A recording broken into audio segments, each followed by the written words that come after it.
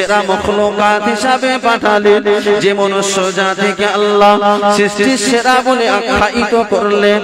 আল্লাহ বললেন, বান্দা লাকাদ খালাকনাল ইনসানা ফি আহসানি তাকওয়িম।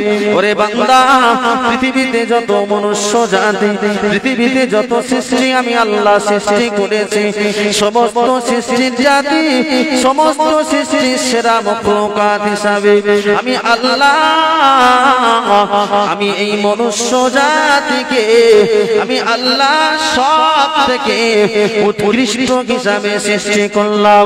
ও বান্দা, কিভাবে আমি আল্লাহ আমাকে ভুলে যাও? বান্দা, আমি তো গরুকে প্রাধান্য দিইনি তোমার উপরে।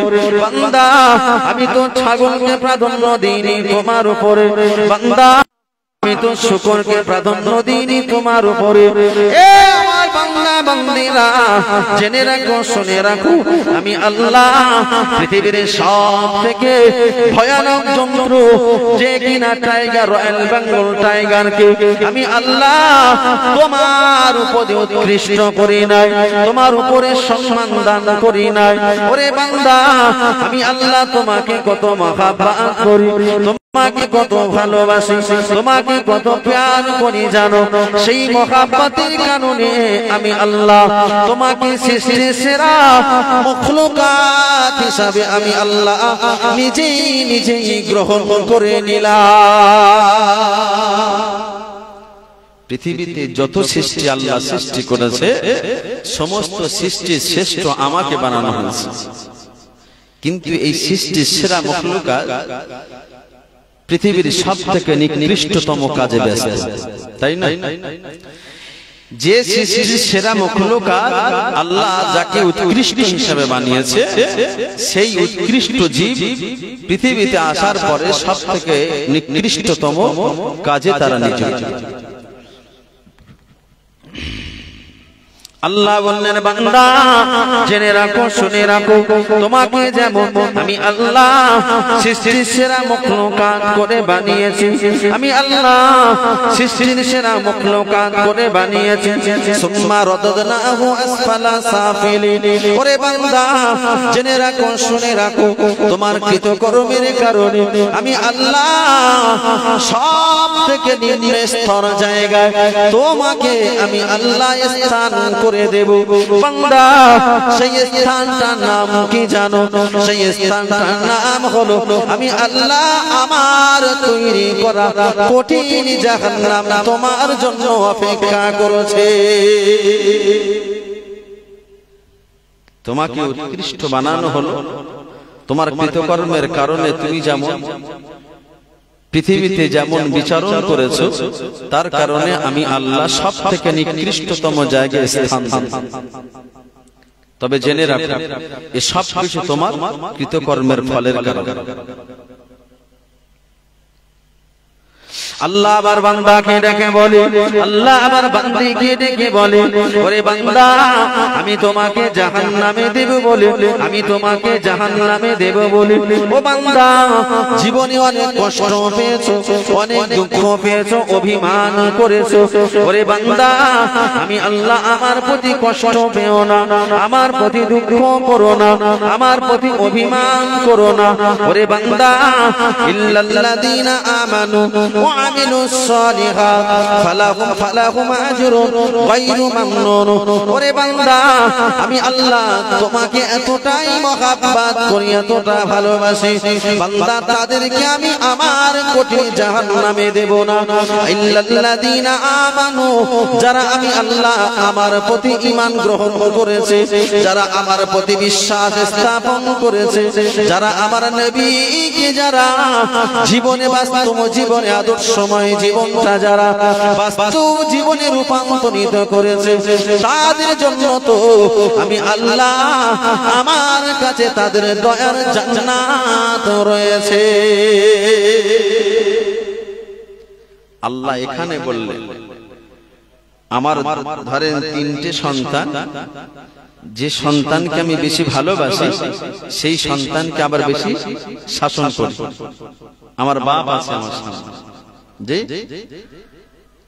আমার ভাই যতই অন্যায় করে আমার ভাই কোনোদিন শাসন করে না, কিন্তু আমি যদি কিছু বলি রেগে যাবে।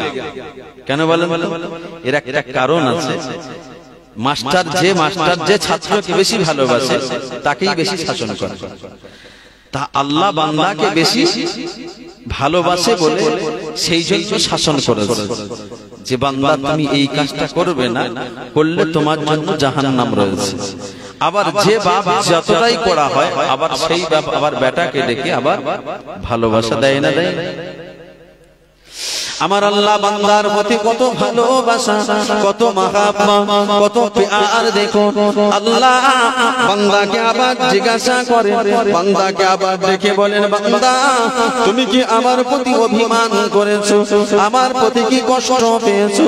বান্দা তুমি কি আমার প্রতি রাগ করেছো?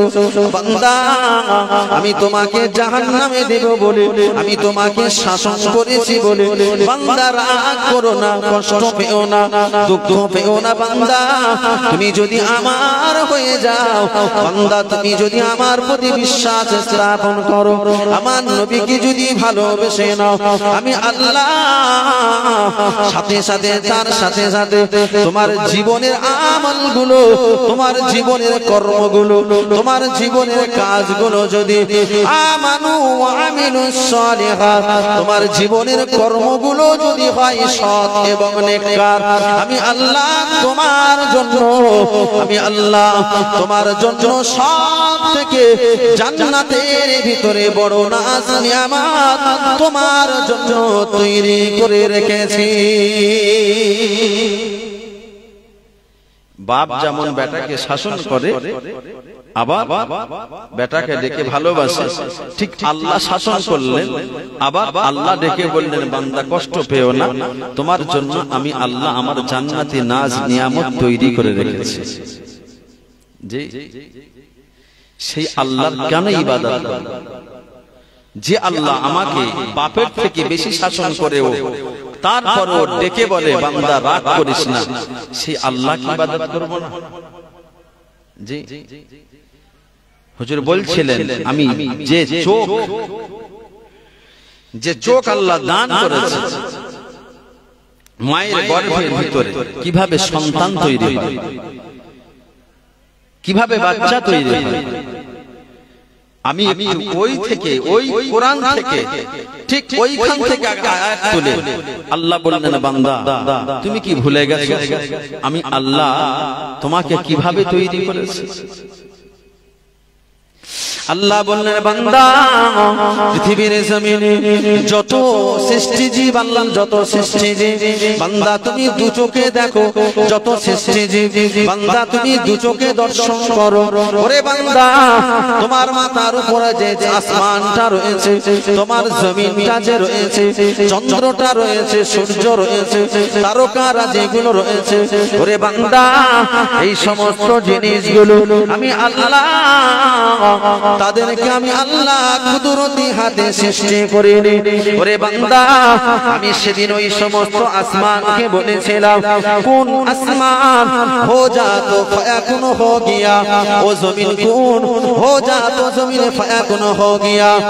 এই জগতের মানুষেরা আমি আল্লাহ তামাম বিশ্বের বুকে যত সৃষ্টিজীব তোমরা দেখতে পাও, সমস্ত সৃষ্টিজীবগুলো আমি আল্লাহ কোন ফায়াকুন বলে সৃষ্টি করেছে। কিন্তু না না, আমি আল্লাহ আমার বান্দাকে কোন ফায়াকুন বলে সৃষ্টি করি না। आसमान के शरीर कौन आसमान हो जा तो फायाकुन हो गया, जमीन के शरीर बोले कौन तो हो जा तो फायाकुन हो गया। पहाड़ सागर नदी नाला बृक्षलता আল্লাহ দুটো বাক্যের মাধ্যমে আল্লাহ সৃষ্টি করেছেন, কোন ফায়াকুন হো যা তো হো গিয়া।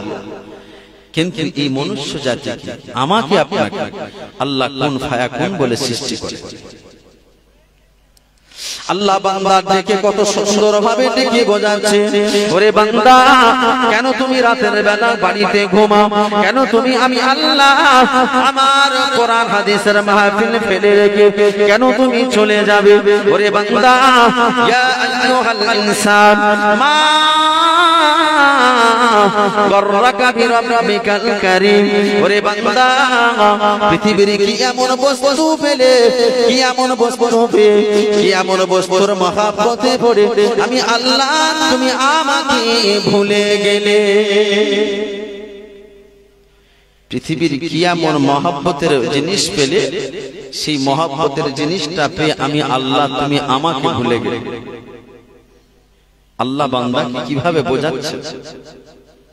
একটা মাস্টার যেমন ছাত্রকে বারবার ডেকে বোঝায়, পড়া কর পড়া কর পড়া কর, ঠিক আল্লাহ বান্দাকে ডেকে ডেকে বোঝাচ্ছে, ইয়া আইয়ুহাল ইনসান মা গররাকা বিরাব্বিকাল কারীম।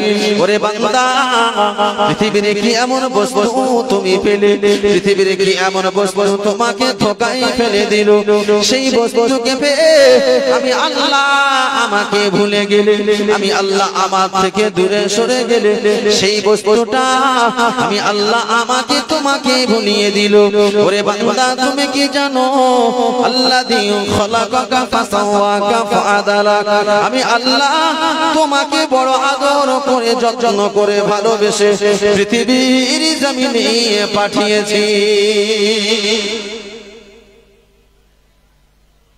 বান্দা, পৃথিবীর কি এমন বস্তু পেলে সেই বস্তুটা পেয়ে আমি আল্লাহ আমাকে ভুলে গেলে? তুমি কি জানো আমি আল্লাহ তোমাকে সব থেকে বেশি ভালোবেসে আদর করে যত্ন করে তোমাকে পৃথিবীর জমিনে পাঠিয়েছি। শুধু তাই না, আমার বান্দা বান্দিরা জেনে রাখো, শুনে রাখো, পৃথিবীতে যত সৃষ্টি জীব তুমি দেখতে পাও, ওরে বান্দা, সমস্ত সৃষ্টি জীবকে আমি আল্লাহ কুন ফায়াকুন বলে সৃষ্টি করেছি। ও বান্দা, জেনে রাখো, শুনে রাখো, আল্লাযী খালাকাকা ফাসাওয়াকা ফাআদালাক, আমি আল্লাহ তোমাকে সৃষ্টি করিনি কিন্তু কোন ফায়াকুন বলে আমি আল্লাহ তোমাকে সৃষ্টি করেছি।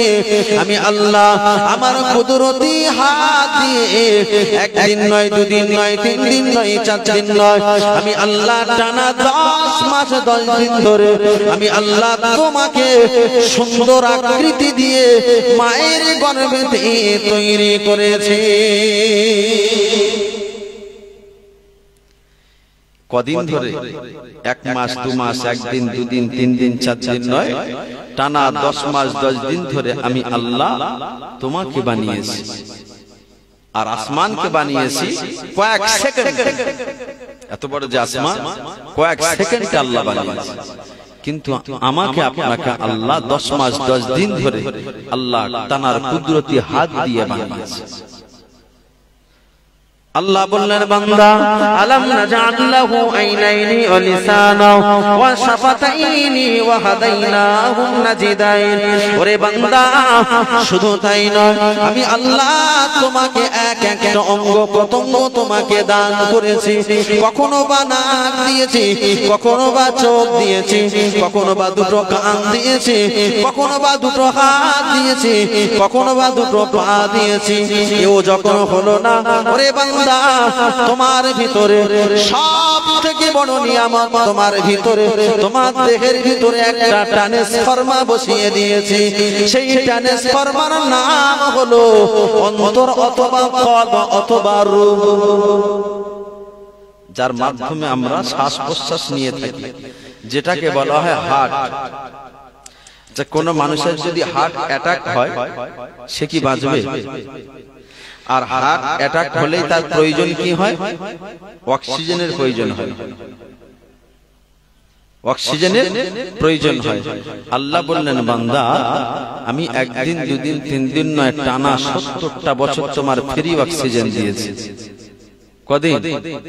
টানা 70টা বছর আমি তোমাকে ফ্রি অক্সিজেন দিয়েছি। ধরেন আমি যদি এখন হার্ট স্ট্রোক হই আর ঝোড়রমোড় নার্সিংহোমে যদি ভর্তি হয়ে আইসিইউতে যদি আমি থাকি, ঝোড়রমোড় নার্সিংহোমে বেড ভাড়া আর অক্সিজেন পাবো, কিচ্ছু না হোক দিনে 10,000 টাকা ডাক্তারকে দিতে হবে। দিতে হবে না? কারণ আমি আইসিইউতে থাকবো, আমি তো হার্টের পেশেন্ট। আল্লাহ বললেন বান্দা দুনিয়ার জমিনে ডাক্তার, দুনিয়ার জমিনে একজন নার্সিং হোম মালিক, দুনিয়ার জমিনে একজন হসপিটালের মালিক। ওরে বান্দা তোমাকে একদিন অক্সিজেন দেওয়ার কারণে বান্দা তোমার কাছ থেকে 10,000 টাকা দাবি করেছে। বান্দা জেনে রাখো, শুনে রাখো, একটা মানুষ যদি 1 মাস যদি হসপিটালে ভর্তি থাকে, হসপিটালে 1 মাস ভর্তি থাকার কারণে তার পিছনে 3 লক্ষ টাকা ব্যয় করতে হয়। আমার আল্লাহ বললেন বান্দা তুমি আমাকে কেন ইবাদত করবে, কেন তুমি আমার উপাসনা করবে, কেন তুমি আমার জিকির আজগার করবে? ওরে বান্দা দুনিয়ার ডাক্তার 1 মাস ভর্তি থাকার কারণে, 1 মাস অক্সিজেন দেওয়ার কারণে তোমার কাছ থেকে 3 লক্ষ টাকা তোমার কাছ থেকে নিয়ে নিল। ওরে বান্দা আমি তোমাকে 1 মাস 2 মাস 3 মাস নয়, টানা 70 থেকে 80টা বছর আমি আল্লাহ তোমাকে ফিরে ফিরে অক্সিজেন দিলাম। আমি আল্লাহ তোমার কাছ থেকে কি এমন দাবি করেছি? কি কথা ঠিক বলছে আল্লাহ না ভুল বলছে? আল্লাহর কোরআন তো বলছে। জীবনে তো অনেক বাবারা মারা বলে ওয়াজ শুনেছে, তো হুজুর যখন ওয়াজ করে গেছে ওই লাইনই তোমার বলতে হবে। তা পৃথিবীতে যত মানুষ জীবিত রয়েছে, কেউ বা 70 বছর, কেউ 80 বছর, কেউ 100 বছর। আচ্ছা 100 বছর যদি কোনো মানুষকে নার্সিং হোমে ভর্তি করা হয় আর তাকে যদি অক্সিজেন দেওয়া হয়, আর হার্টের পেশেন্ট সে যদি মায়ের পেট থেকে আর 100 বছর পর্যন্ত হয়, কত লাখ টাকা তার পিছনে ঢেলতে হবে? কম্পিউটার ফেল করবে না? আল্লাহ বললেন বান্দা 100টা বছর, 70 বছর, 80 বছর তোমার পিছনে আমি ফ্রি অক্সিজেন দিলাম, ফ্রি কার্বন ডাই অক্সাইড খরচ করলাম। আমি আল্লাহ কোনোদিন তোমার কাছ থেকে 1 টাকা দাবি করেছি? আল্লাহ কোনোদিন বলেছে 1 টাকা দাও? কিন্তু আমার আল্লাহ বললেন ওরে বান্দা আমি তোমার কাছ থেকে 1 টাকা দাবি করিনি। দুনিয়ার অনেক ডাক্তার, দুনিয়ার অনেক নার্সিং হোম মালিক তোমার কাছ থেকে 10,000 টাকা দাবি করলো, তোমার কাছ থেকে কিনা 1 লক্ষ টাকা দাবি করলো। আমি আল্লাহ তোমার কাছ থেকে 1 টাকা দাবি করিনি। কিন্তু না না, আমার একটা অনুরোধ, আমার একটা আবেদন, ও বান্দা তুমি যদি ঈমানওয়ালা হয়ে যাও, তুমি যদি মুমিন হয়ে যাও, আমি আল্লাহ কেনই বা তোমাকে ফ্রি ফ্রি অক্সিজেন দেব? এ আমার বান্দা বান্দিরা, এই ফ্রি অক্সিজেন দেওয়ার একটাই মাত্র কারণ, বান্দা তুমি আমারই তো ইবাদত করবে। ও 10,000 টাকা নিয়েছে একদিন, 1 মাসে 3 লক্ষ টাকা নিয়েছে। আমি আল্লাহ টাকা নেব না, তুই শুধু ফ্রি ফ্রি এসে 2 রাকাত নামাজ পড়বি, আর কিছু লাগবে না। আল্লাহ টাকা চেয়েছে। আমার আল্লাহ জানিয়ে দিলেন ওরে বান্দা ওয়া মা খালাকতুল জিন্না ওয়াল ইনসা ইল্লা লিয়াবুদুন। ও বান্দা জেনে রাখো, শুনে রাখো, तमाम পৃথিবীতে যত জাতি পাঠিয়েছি, জিন এবং ইনসান জাতিকে আমি আল্লাহ পৃথিবীর জমিনে আমি আল্লাহ আমার ইবাদত করার জন্য তো পাঠিয়েছি। আমার ইবাদত করার জন্যই তো পৃথিবীতে পাঠিয়েছি। তাহলে 70 বছর ধরে যে অক্সিজেনটা তুমি নিলে, বিনিময়ে আমি আল্লাহ আমার কিছু দেবে না? কি গো, বিনিময়ে আল্লাহ তো কিছু দিতে হবে। আল্লাহ তো টাকা চাই না, অর্থ চাই না, আমার জান চাই। আল্লাহ শুধু বলেছে বান্দা তুমি আমার ইবাদত করো, তুমি আমার ইবাদত করবে, বান্দেগি করবে, উপাসনা করবে। তো সেই আল্লাহকে আমরা ভুলে গেছি যে আল্লাহ আমাকে চোখ দান করেছে। আমার আল্লাহ বললেন বান্দা জেনে রাখো, শুনে রাখো, আমি আল্লাহ 1 দিন 2 দিন 3 দিন 4 দিন নয়, টানা 10 মাস 10 দিন ধরে তোমাকে যে বানিয়েছি, বানানোর পরে আমি আল্লাহ তোমাকে পৃথিবীর জমিনে খেল তামাশা করার জন্য পাঠাইনি গো। এ দুনিয়ার বান্দা বান্দিরা, আমি আল্লাহ এই জগতের বুকে তোমাকে পাঠানোর একটাই মাত্র কারণ, বান্দা আমার ইবাদত বন্দেগীতে মগ্ন থাকবে, বান্দা যখন আমার জিকির করবে, বান্দা যখন আমার স্মরণ করবে, বান্দা যখন আমার ইবাদত বন্দেগী করবে, আমি আল্লাহ বান্দার উপরে ভালোবেসে বান্দার জীবনের দুনিয়ার সমস্ত সমাধানটা, সমস্ত সমাধানগুলো, সমস্ত মুসিবতগুলো আমি আল্লাহ তার ভিতর দিয়ে দূর করে দেব। আল্লাহ তো ওয়াদা করেছে, বান্দা তুমি আমার হয়ে যাও, আমি আল্লাহ তোমার হয়ে যাব। আজকে এত আন্দোলন, এত মারপিট, এত দাঙ্গা হাঙ্গামা করতে হতো না যদি আমি আপনি ইমানদার হয়ে যেতাম, মুমিন হয়ে যেতাম। এত আন্দোলন, এত দাঙ্গা হাঙ্গামা করতে হতো না। আল্লাহর কোরআনকে যদি কেউ বোঝে, আল্লাহর কোরআনকে যদি কেউ জানে, কেউ দেখে, তাহলে নিশ্চিত সে বুঝতে পারবে এই মুসিবত কেনই বা আমার কাছে। আল্লাহ তো নিজেই ওয়াদা করেছে, বান্দা তুমি যখন আমার হয়ে যাবে তোমার আন্দোলন করতে হবে না, আমি আল্লাহ তোমার হয়ে যাব। সুবহানাল্লাহ। আল্লাহ নবী আমার 1 তারিখে মদিনা মসজিদুন নববী শরীফে বারান্দাতে বসে বসে সাহাবা হুজুরদেরকে ডাকলেন, ও সাহাবীরা, আমি রাসূলুল্লাহ তোমাদেরকে একটা ঘোষণা দেব, তোমাদেরকে একটা সুসংবাদ দেব। আল্লাহ নবী সাহাবীরা বললেন, ইয়া রাসূলুল্লাহ, ইয়া হাবিবাল্লাহ, হুজুর কি এমন সুসংবাদ দেবে, কি এমন সুসংবাদ দেবে, কি এমন আমাদের ভিতরে এমন একটা সুসংবাদ দেবে, আমরা জীবনে একটু জানতে চাই।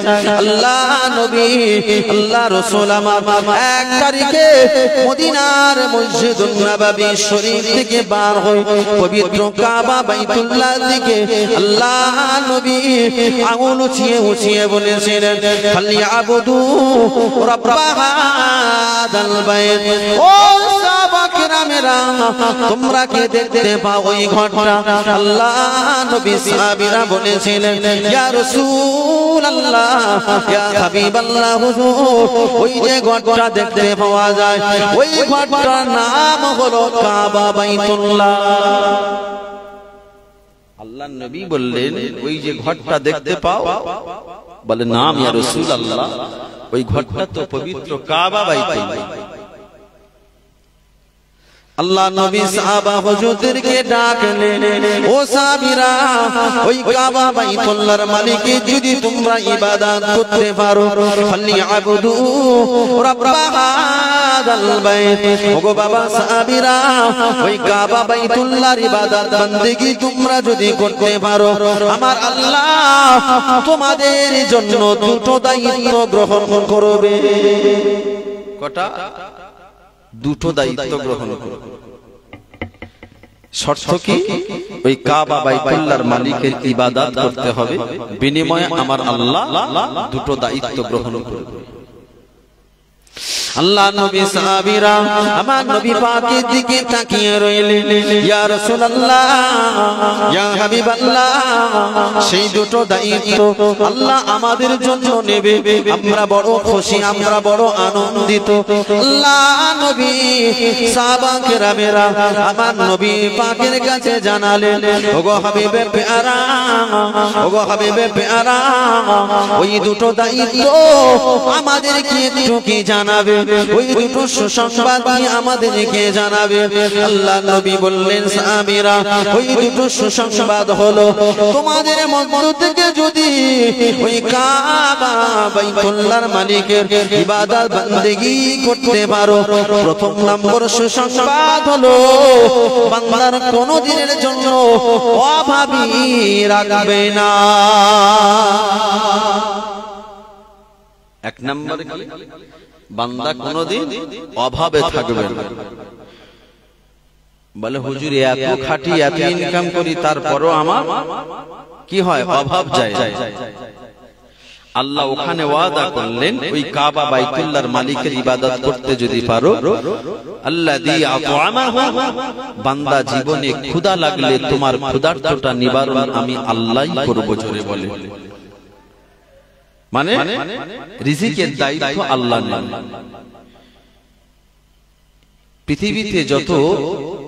পৃথিবীতে কম বেশি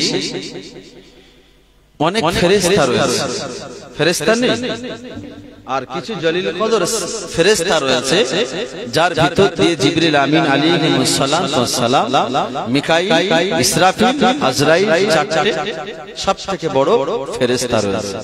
কিন্তু আল্লাহ প্রত্যেকটা ফেরেশতার এক একটা দায়িত্ব ভাগ করে দিয়েছে, এক একটা দায়িত্ব ভাগ করে দিয়েছে। আল্লাহ মালাইকা আজরাইল আলাইহিস সালাতু ওয়াস সালামকে ডাকলেন, ও মালাইকা আজরাইল, আমি আল্লাহ তোমার কাছে একটা দায়িত্ব দেব। আজরাইল বললেন, ওগো আল্লাহ, কি এমন আমার দায়িত্ব দেবে? আজরাইলকে বলা হলো, এ মালাইকা আজরাইল, পৃথিবীর জমিনে যত আমার সৃষ্টি রয়েছে, সমস্ত সৃষ্টির হায়াতগুলো যখন শেষ হয়ে যাবে, তাদের হায়াত যখন শেষ হয়ে যাবে, আমি আল্লাহ তোমাকে অনুমতি দিলাম ওই হায়াতটাকে কব্জ করার জন্য। আমি আল্লাহ বান্দা হায়াতটাকে কব্জা করার জন্য, বান্দার মউত তথা জানটাকে কবজ করার জন্য আমি আল্লাহ এই দায়িত্বটা তোমাকে দিয়ে দিলাম। খবরদার ও আজরাইল, দায়িত্ব থেকে যেন ফেল হয়ে যেও না। আজরাইল বললেন, আজরাইল বললেন, আল্লাহ এই দায়িত্বটা আমি মাথা পেতে নিলাম। আল্লাহ পাক পৃথিবীর জমিনে যত সৃষ্টি রয়েছে, সমস্ত সৃষ্টিজীবের জানটাকে আমি আজরাইল আমার কাছে দায়িত্ব দেন, তাদের জানগুলো আমি আজরাইল কবজ করব। আমরা যারা মারা যাই বা মারা যাব, যত মানুষের জান কবজ করবে কে? আজরাইল আলাইহিস সালাতু ওয়াস সালাম। ঠিক আমার হায়াত যদি এখন শেষ হয়ে যায়, আজরাইল এখানে চলে আসবে, হায়াত শেষ, চলে এসো, দুনিয়ায় থাকার আর অনুমতি নাই। জিবরাইল আলাইহিস সালাতু ওয়াস সালামকে ডাকলেন, ও মালাইকা জিবরাইল আলাইহিস সালাতু ওয়াস সালাম, আমি আল্লাহ তোমাকে একটা দায়িত্ব দেব। আমি আল্লাহ পৃথিবীর জমিনে অনেক পয়গম্বর পাঠাবো, অনেক নবী পাঠাবো। সেই সমস্ত নবীগুলো, সেই সমস্ত পয়গম্বর আলাইহিস সালাতু ওয়াস সালামের কাছে আমি আল্লাহ আমার দেওয়া মেসেজগুলো, আমার দেওয়া বার্তাগুলো ওই সমস্ত নবীদের কাছে তুমি নিয়ে যাবে, যার নাম হলো ওহী। এই ওহীগুলো সমস্ত নবীদের কাছে নিয়ে যাবে। যে দায়িত্বটা আমি আল্লাহ তোমার উপরে দিয়ে দিলাম।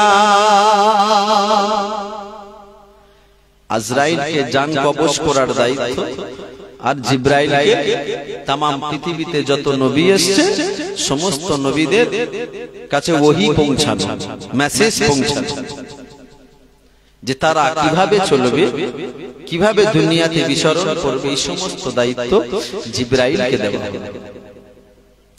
মিকাইল আলাইহিস সালাতু ওয়াস সালামকে ডাকলেন, ও মালাইকা মিকাইল, আমি তোমাকে একটা দায়িত্ব দেব। আল্লাহর মালাইকা মিকাইল আলাইহিস সালাতু ওয়াস সালাম বললেন, ওগো রব্বি আল্লাহ, আমার উপরে কি আবার দায়িত্ব দেবে? হযরত মিকাইলকে ডেকে বললেন, মিকাইল, আমি আল্লাহ তোমার উপরে যে দায়িত্বটা দেব, ও মিকাইল, তোমার উপরে পানির দায়িত্ব দেওয়া হলো। ও মিকাইল আলাইহিস সালাতু ওয়াস সালাম, বেলেগাছির মানুষের যদি পানির প্রয়োজন হয় ওইখানে তুমি পানি দেবে, কিন্তু না না, তোমরা মানুষের যদি প্রয়োজন না হয় তুমি ওইখানে পানি দেবে না। যদি ক্যানিংয়ের মানুষের যদি পানির প্রয়োজন হয় ওইখানে তুমি পানিটা বর্ষণ করবে।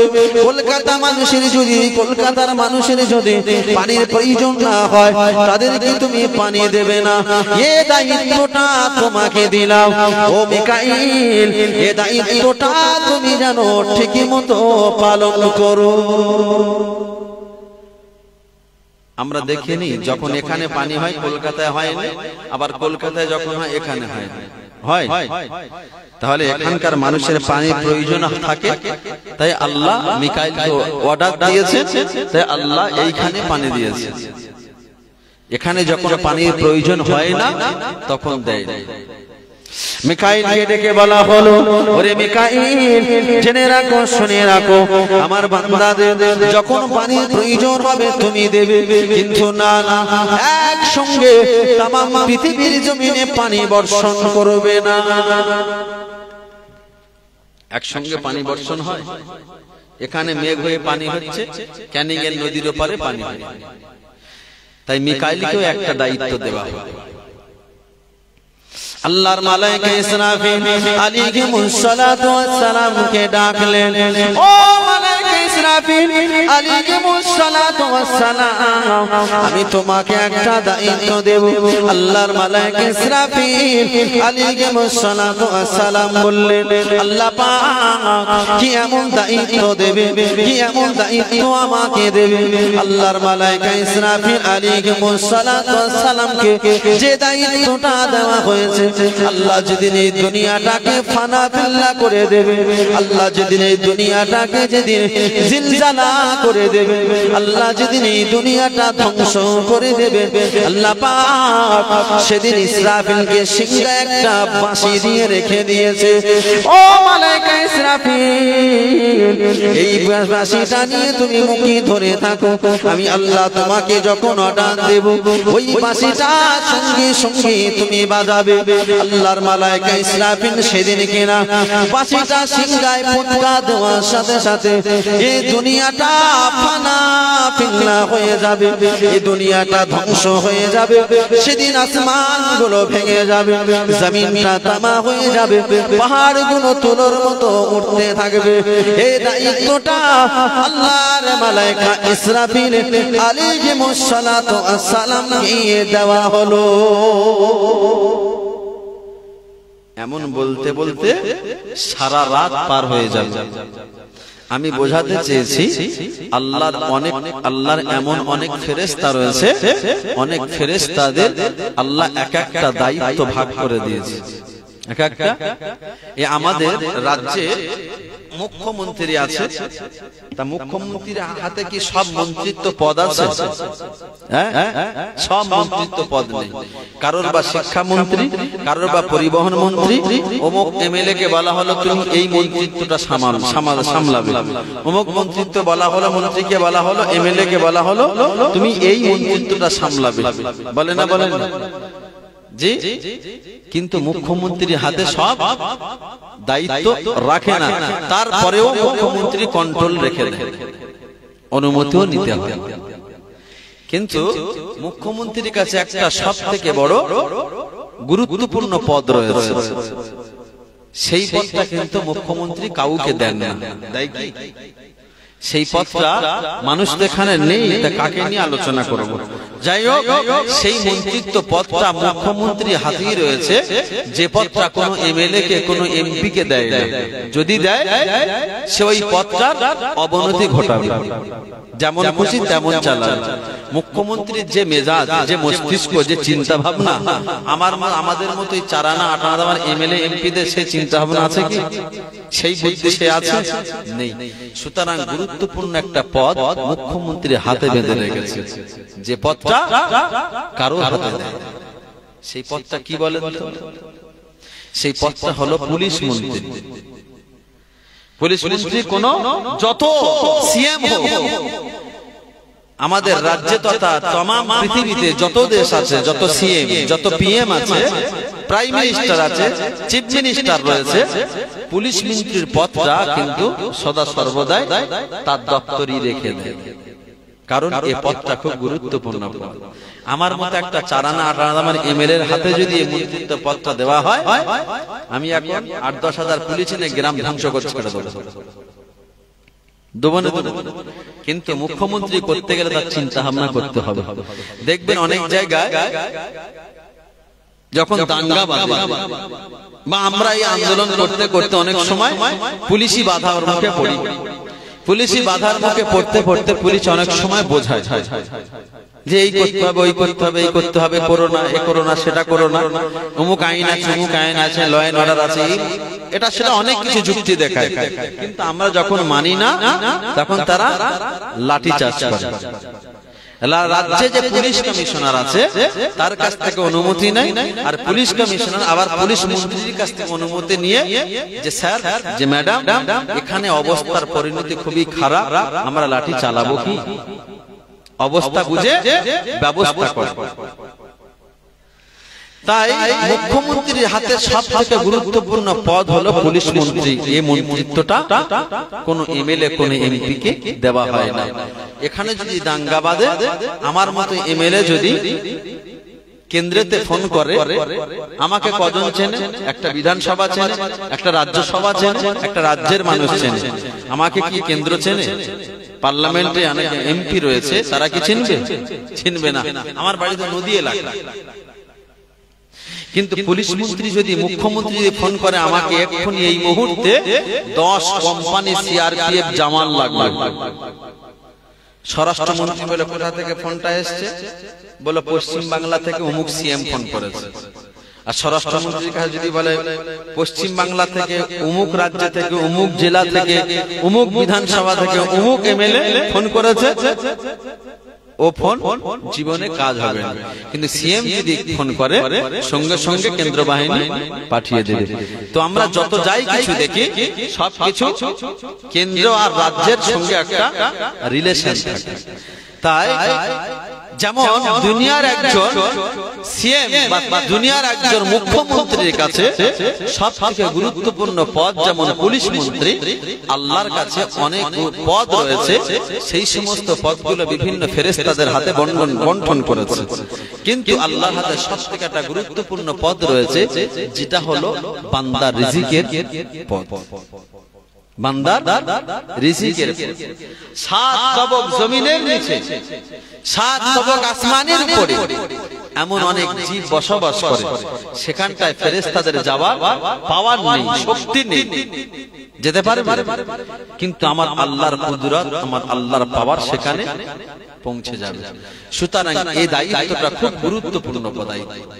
সুতরাং আল্লাহ অনেক দায়িত্ব অনেক ফেরেশতার উপরে দিয়েছে, কিন্তু এই রিজিকের দায়িত্ব, বান্দার রিজিকের দায়িত্ব, সৃষ্টির রিজিকের দায়িত্ব আল্লাহ কারোর হাতে দেন।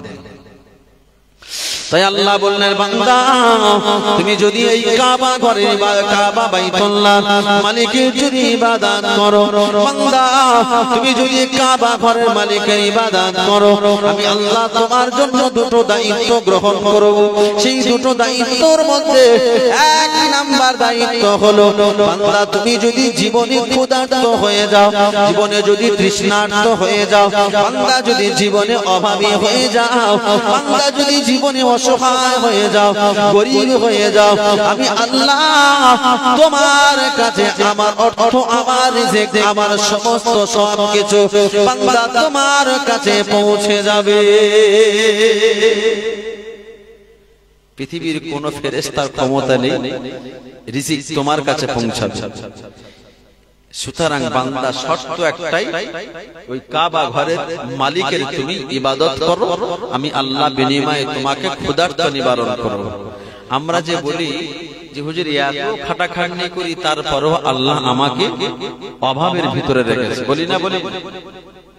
আচ্ছা, আল্লাহ যে কোরআনে বলল ওই কাবা বাইতুল্লাহর মালিকের ইবাদত করবে, বিনিময়ে আমি আল্লাহ রিজিকের দায়িত্ব তোমার নিয়ে নেব, তুমি কোনদিন অভাবে পড়বে না। এই কথাটা বিশ্বাস হয় বলে মনে হয়? আল্লাহ বললেন, বান্দা দ্বিতীয় নম্বর যে দায়িত্বটা, দ্বিতীয় নম্বর যে সুসংবাদটা আমি আল্লাহ তোমাকে দেব। ওরে বান্দা জেনে রাখো, শুনে রাখো, তোমাকে রাজপথে আন্দোলন করতে হবে না, তোমাকে বন্দুক হাতে করতে হবে না, তোমাকে বোমা বাঁধতে হবে না, তোমাকে লাঠি উঠিয়ে রাস্তাঘাটে চলাফেরা করতে হবে না, তোমাকে কিছুই করতে হবে না। বান্দা জীবনে যদি আমার হয়ে যাও, জীবনে যদি কাবা বাইতুল্লাহর মালিকের ইবাদত করো। আমি আল্লাহ জানালাম ও আমানাহুম মিন খাউফ। ওরে বান্দা, আমেরিকা কেন, তুরস্ক কেন, ইসরায়েল কেন, তামাম পৃথিবীতে যত শক্তিধর দেশ রয়েছে সমস্ত শক্তিধর দেশের সেনাবাহিনীগুলো সব কামান গোলা বারুদ গুলো বান্দা তোমার সামনে তাক করে, তোমার দিকে তাক করে যদি তারা বাস্ট করে, তোমার দিকে তাক করে যদি তারা বন্দুকগুলো ফায়ার করে, বান্দা তুমি যখন আমার হয়ে যাবে, বান্দা তুমি যখন ঈমানওয়ালা হয়ে যাবে, বান্দা তুমি যখন মুমিন বান্দা হিসাবে হয়ে যাবে, বান্দা জেনে রাখো তামাম পৃথিবীর গোলা বারুদ গুলো মোচন করে দিয়ে আমি আল্লাহ তোমার হেফাজতকারী হয়ে যাব। যত গোলা বারুদ কামান বন্দুক আছে সব কিছু অচল করে দিয়ে আমি আল্লাহ তোমার পক্ষ নিয়ে তোমার জন্য যথেষ্ট হয়ে যাব। জোরে বলেন সুবহানাল্লাহ। মুজাদ্দিদে জামান দাদা হুজুর পীর কিবলা রাহমাতুল্লাহ আলাইহির একটা ইতিহাস আছে। গোবরডাঙ্গা সেজো বাবু, এই গোবরডাঙ্গা সেজো বাবু আবু বকর রহমাতুল্লাহ আলাইহি মুজাদ্দিদে জামান তার বুকে বন্দুক ঠেকিয়ে ফায়ার করতে চেয়েছিল, ফায়ার হয়েছিল? হয়নি। যেই আবার গোবরডাঙ্গা সেজো বাবু ওই বন্দুকটা ঘুরিয়ে জানালা থেকে যখন ফায়ার করলো তখন আবার বন্দুকটা ফায়ার হচ্ছে, আবার বুকে ঠেকিয়ে যখন আবার ফায়ার করছে, ফায়ার হচ্ছে। সুতরাং বন্দুকের দানা কার কথা শুনছে? আল্লাহর কথা শুনছে। কেন? হে বন্দুকের দানা তুই ফাটবি না কেন? ওটা আমার, আমি আল্লাহ আমার মাহবুব বান্দা, বন্দুকের দানা ফাটবে না। ওই বন্দুকের দানা সেদিন আল্লাহর কাছে বলেছিল, ওগো রব্বি আল্লাহ, ওগো রব্বি আল্লাহ।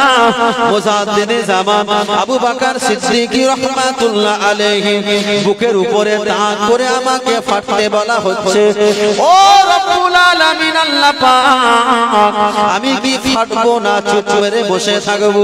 আল্লাহ পাক সেদিন ওই বন্দুকের রাইফেলের বন্দুক কেওয়াটা দিয়েছিল, যতই পিকআপ টানুক না কেন ও বন্দুকের দানা তুই কোনদিনের জন্য আমার মাহবুব বান্দার বুকের ভিতরে যাবি না। এটা আমার আদেশ, এটা তো একটা জ্বলন্ত প্রমাণ। কারণ আল্লাহ বলেছেন ফালইয়াবুদু রাব্ব হাযাল বাইত আল্লাযী আত'আমাহুম মিন জু'ইন ওয়া আমানাহুম মিন খাউফ। ওই কাবা বাইতুল্লাহর মালিকের ইবাদত করবে, দুটো দায়িত্ব নেব, ক্ষুধা লাগলে খাওয়াবো, আর পৃথিবীর কোনো বন্দুক তোমার জন্য কাজে আসবে না, কারণ তুমি আমার হয়ে গেছো। আল্লাহ বললেন, তারপরে পরে আল্লাহ কোরআনে জানালেন ফাযকুরুনি আযকুরুকুম ওয়াশকুরুনি ওয়ালা তাগফুরুন। বান্দা জেনে রাখো, তুমি যখন আমার হয়ে যাও, বান্দা তুমি যখন আমার স্মরণ করো, আমি আল্লাহ তোমাকে স্মরণ করে থাকি। বান্দা তুমি যদি আমার দিকে এক হাত আগিয়ে আসো, আমি আল্লাহ তোমার দিকে দু হাত আগিয়ে যাই। বান্দা জেনে রাখো, বান্দা তুমি যদি আমার দিকে হেঁটে হেঁটে হেঁটে হেঁটে আমার দিকে আগিয়ে আসো, আমি আল্লাহ আমার কুদরতটা তোমার দিকে দৌড়ে দৌড়ে চলে যা। আল্লাহ এতটা বলা সত্ত্বেও আল্লাহর প্রতি আমার বিশ্বাস যে আল্লাহ কি করে সাহায্য করতে পারে। এত আন্দোলন এত কিছু করতে হতো না যদি আমি আপনি সত্যিকারে মুমিন এবং ঈমানদার হয়ে যেতাম, যদি সত্যিকারে মুসলমান বনে যেতাম।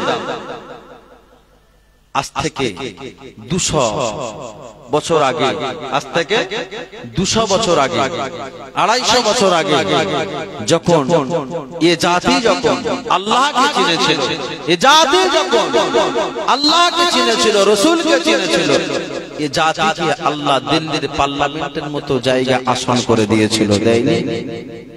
কত বছর? 700 বছর এই জাতিকে দিল্লির পার্লামেন্টের মতো জায়গায় বসিয়ে বলেছিল, অল ভারতবর্ষটা তুমি পরিচালনা করো। কেন? তুমি আমার হয়ে গিয়েছো। বাদশা ঔরঙ্গজেব, যে বাদশা ঔরঙ্গজেব যে কিনা নিজের সংসার চালাতো টুপি সেলাই করে, একজন বাদশা, দেশের বাদশা একজন সংসার চালাচ্ছে টুপি সেলাই। বাদশা ঔরঙ্গজেবের জীবনে ইতিহাসে পাওয়া গেছে, জীবনে যতদিন বেঁচে ছিলেন রাষ্ট্রীয় কোষাগার থেকে কোনোদিন 1 টাকা নিয়ে নিজের সাংসারিক জীবনে, নিজের কর্মজীবনে কোনোদিন লাগাই। সেই মানুষের হাতে দায়িত্ব দেবেন, আমাদের হাতে দায়িত্ব দেবেন। আজকে এই জাতি যখন আল্লাহকে ভুলে গেছে, এই জাতিকে দিল্লির পার্লামেন্টের মতো জায়গা থেকে লাথি মেরে বার করে দিয়েছে। যা গোখাদা লেগে মরে যা। তুই যখন আমাকে ভুলেছিস, তুই খালি রাজপথে আন্দোলন করে যা। আর বেধর্মী, অত্যাচার, শাসক তোদের কাছে নিযুক্ত করে দেবো, তারাই ছড়ি চালাবে, তারাই তোদের জব্দ করবে। আমি আল্লাহ তোদের কিছু বলবো। আমরা কম দোয়া করি, তবু কবুল হয় না। তারপরেও কেন কবুল হয়? আমার আল্লাহ জানিয়ে দিলেন, ওরে বান্দা জেনে রাখো, শুনে রাখো, তুমি যদি আমার হয়ে যাও, আমি আল্লাহ তোমার হয়ে যাব। আল্লাহ আরো একটা কোরআনে আয়াতে কারিমার ভিতরে জানালেন, লাহারু আকরাবু ইলাইহি মিন হাবলিল ওয়ারিদ। ওরে বান্দা তুমি যে গুনাহ করো, তুমি যে পাপ করো, তুমি যে অন্যায় করো, ওরে বান্দা তুমি কি জানো আমি আল্লাহ তোমার থেকে কত দূরে থাকি? তুমি একটাবার ভেবে দেখেছো? লাহারু আকরাবু ইলাইহি মিন হাবলিল ওয়ারিদ। ও বান্দা তোমার যে ঘাড়ের শিরা রয়েছে, ওই শিরা থেকে আরো নিকটতম জায়গায় আমি আল্লাহ অবস্থান করি। ঘাড়ের যে শিরা, এই শিরা থেকে আরো নিকটতম জায়গা আল্লাহ অবস্থান করে। তাহলে একটা মানুষ যখন গুনাহ করে, পাপ করে, অন্যায় করে, মদ খায়, গাঁজা খায়, আর যাই করুক আল্লাহকে সাথে নিয়ে করে না করে না? হ্যাঁ, আল্লাহকে সাথে নিয়ে করে যে আল্লাহ দেখ আমি গুনাহ করছি, আল্লাহ দেখ আমি অন্যায় করছি। এই জাতির হাতে যতই আন্দোলন করুক, এই জাতিকে কোনদিনের জন্য আল্লাহ ক্ষমা করবে। এ জাতিকে আল্লাহ কোনদিনের জন্য ক্ষমা করবে না। এ জাতি যতক্ষণ না পর্যন্ত মুমিন হবে, ঈমানদার, আল্লাহ না ফিরবে। বছরে একটাবার যদি এইরকম জলসাতে না বসতে পারি, এ জাতির আন্দোলন করে কি হবে? এ জাতির কাছ থেকে মসজিদ চলে নেবে না, এ জাতির কাছ থেকে মাদ্রাসা চলে নেবে না। কার কাছ থেকে? এই যে মসজিদে নামাজ পড়ছি, কালকে ডিএম আসবে, কালেক্টর আসবে, ডিজি আসবে, আইপিএস আসবে, বলবে সরে চলে যাবে। কেন? ওই মসজিদের উপর আমি মন্দির বানাবো, সরকারি আইন না। যদি মানা যায় 3 মাসের জেল, 1 লক্ষ টাকা জরিমানা। ওয়াকফ আইনের এইটা। আমি যদি ওই মসজিদের উপরে মন্দির বানাবে, রাজ্য সরকার, এই কেন্দ্র সরকার মন্দির বানাবে, আমি যদি বাধা দিই, এই ওয়াকফ আইনের একটা ধারা রয়েছে, সেই ওয়াকফ আইনের ধারা অনুযায়ী আমাকে 3 মাসের জেল হবে, 1 লক্ষ টাকা জরিমানা হবে। কেন? সরকার ওয়াকফ আইন বাতিল করে দিয়েছে, ওয়াকফ আইন সংশোধন করেছে। সুতরাং যে মসজিদে নামাজ পড়ছে, মসজিদটা আমার নয়, ওটা সরকারের আন্ডারে চলে গেছে। যে মাদ্রাসায় নামাজ পড়ছে, ওই মাদ্রাসা আমার নয়, ওটা সরকারের আন্ডারে চলে গেছে। সরকার যেটা বলবে সেটা শুনতে হবে। এক এক করে জাতির কাছ থেকে সব কেড়ে নিচ্ছে, তারপরেও এই জাতি পরিবর্তন হবে। আজকে দিল্লির পার্লামেন্টের মতো জায়গায় আল্লাহ পাক এই জাতিকে 700 বছর সুযোগ করে দিয়েছিল। ক বছর? 700 বছর সুযোগ করে দিয়েছে। এ জাতি যখন আল্লাহকে চিনেছিল, এ জাতি যখন আল্লাহ রাসূলকে চিনেছিল, এ জাতিকে তখন দিল্লির পার্লামেন্টে 700 বছর জায়গা করে দিয়ে तमाम ভারতবর্ষকে রাজত্ব করতে বলা হয়েছিল। এ জাতি যখন আল্লাহকে ভুলেছে, এ জাতিকে লাথি মেরে বার করে দিয়েছে, আর অন্য জাতির হাতে ছড়ি চাপিয়ে দিয়েছে, তোরাই একে জব্দ কর, আমি আল্লাহ আর আমার দ্বারা হচ্ছে। বাদশা ঔরঙ্গজেব, যে মানুষটা রাষ্ট্রীয় কোষাগার থেকে কোনদিনের জন্য কি 1 পয়সা নিয়ে নিজের সংসার চালায়। আমাদের গ্রামের মেম্বার তার ঘর দেখলে, আমাদের গ্রামের মেম্বারের ঘর দেখতে গেলে মাথার টুপি পড়ে যায়। একটা গ্রামের মেম্বার 3000 টাকা বেতন পায় মাসে। ক টাকা? প্রধান ক টাকা পায়? 5000 টাকা। তা 5000 টাকায় বছরে 60,000 টাকা ইনকাম কার? কত হলো কি করে? আমি বোঝানোর জন্য বলছি, সে যেই পার্টি হোক না কেন। আল্লাহ নবী প্রিয়তম সাহাবা হযরতে ওমর রাদিয়াল্লাহু তাআলা আনহু জীবন ইতিহাসে একটা পাওয়া যায়। আল্লাহ নবী সাহাবা ওমর রাদিয়াল্লাহু তাআলা আনহুকে যেদিন আল্লাহ নবী সাহাবীরা বললেন, ও মদিনার সাহাবা ওমর, আজকে তুমি মদিনার রাষ্ট্রপতি হয়ে যাও, মদিনার একজন খলিফা বনে যাও, মদিনার একজন রাষ্ট্রপতি বনে যাও। আল্লাহ নবী সাহাবা ওমর বলেছিলেন, ও মদিনার জনগণেরা, ও মদিনার মানুষেরা, আমি ওমর, আমার দ্বারা রাষ্ট্রপতি চালানো সম্ভব নয়। কি বললেন?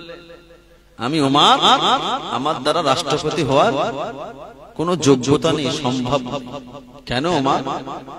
তুমি হয়ে যাও না, আমরা সবাই মত দিই। আল্লাহ নবী আল্লাহ রাসূল যেদিন একটানিকে আল্লাহ নবী যেদিন মদিনার মসজিদুন নববী শরীফে হুজরা মুবারক থেকে যেদিন এই জগৎ ছেড়ে পরজগতে পাড়ি দিলেন, আল্লাহ নবীর মৃত্যুর খবরটা, আল্লাহ নবীর মওতের খবরটা মদিনার অলিতে গলিতে পৌঁছে যায়। এ মদিনার নওজওয়ানেরা, এ মদিনার যুবকেরা, আমাদের নবী দুনিয়াতে বিদায় নিয়ে চলে গেছে। আল্লাহ নবী সাহাবীরা সবাই কেঁদে যারে যার হয়ে যায়। না না, আমাদের নবী তো চলে যেতে পারে না, আমাদের নবী তো দুনিয়া থেকে বিদায় নিয়ে চলে যেতে পারে না, আমাদের ছেড়ে যেতে পারে না। কিন্তু না না, আল্লাহ নবী সাহাবা আবু বকর ব্যতীত সেদিন সমস্ত সাহাবারা নবীর মৃত্যুর খবরটা মেনে নেয়নি। আবু বকর সবকিছু জানতেন যে আমার নবী যখন চলে গেছে এটা নিশ্চিত। আমি যে কথাটা বোঝাতে চাইছি বাবা, আল্লাহ নবী সাহাবীরা সকলে মিলে মদিনার মসজিদুন নববীর বারান্দায় দাঁড়িয়ে গেলেন। ও মদিনার যুবকেরা, ও মদিনার নওজওয়ানেরা, আমাদের নবী তো মদিনা থেকে চলে গেছে, কিন্তু না না, আগামী কাল তো রাষ্ট্রপতির আসনে কোন একজন রাষ্ট্রপতি তো বানাতে হবে। মদিনার রাষ্ট্রপতি কে হবে? আমাকে একটু মতামত দাও। ভোট হচ্ছে, কে ভোট করছে? আল্লাহর নবী সাহাবা আবু বকর বললেন, মদিনার রাষ্ট্রপতি কে হবে একটুখানি তোমরা মতামত দাও।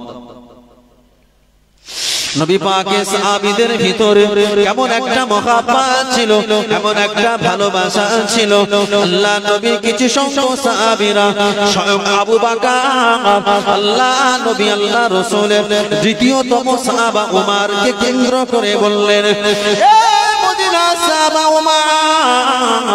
তুমি হলে আমার নবী পাকের সব থেকে মহব্বতের সাহাবা উমর, কেন না তোমাকে কেন্দ্র করে আল্লাহ নবী জানিয়ে দিয়েছে, আল্লাহ নবী আল্লাহ রাসূল জানিয়েছে, আনা খাতামান নবিয়িনা লা নবিয়্যা বাদি লাকানা নবিয়ান উমারা।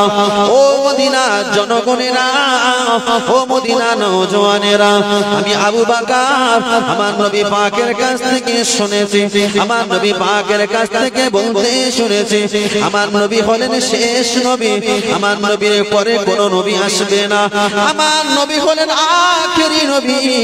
আমার নবীর পরে যদি আল্লাহ কাউকে যদি নবী করে পাঠাতেন, তাহলে আল্লাহ নবী সাহাবা উমরকে নবী করে পাঠাতেন। আমি নবী, আমি হলাম শেষ নবী, আমার পরে আর কেউ নবী হয়ে আসবে না। তবে আমার পরে যদি কেউ কাউকে নবী করে পাঠাতে, নিশ্চিত ভাবে উমারকে নবী করে পাঠাতে, উমারকে নবী করে পাঠাতে। তাহলে নিশ্চিত এটা আমাকে আপনাকে বুঝতে হবে যে উমারের ভিতরে নবুয়াতের যোগ্যতা ছিল, তার কারণে আল্লাহ নবী উমারকে কেন্দ্র করে কথাটা বলেছেন।